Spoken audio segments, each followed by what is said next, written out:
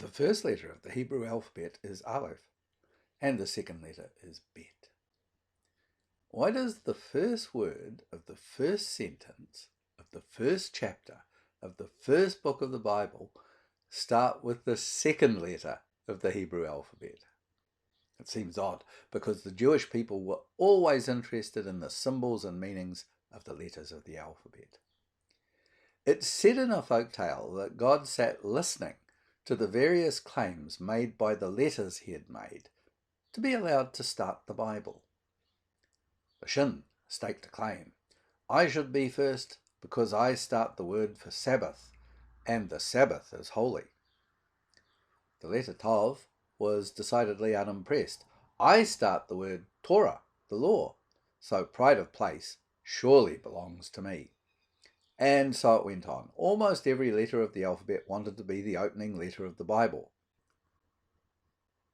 But Bet didn't try to impress. It said, well, I start the word Baruch, which means blessed.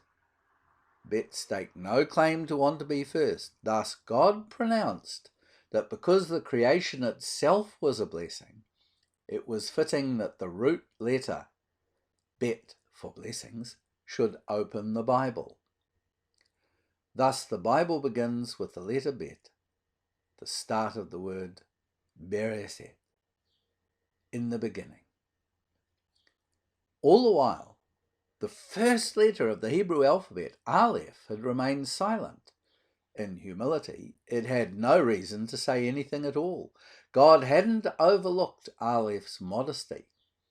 So he proposed that it should be the first letter of his giving of the law to Moses at Mount Sinai.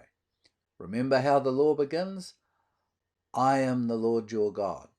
Thus, aleph is the first letter of the 10 Commandments.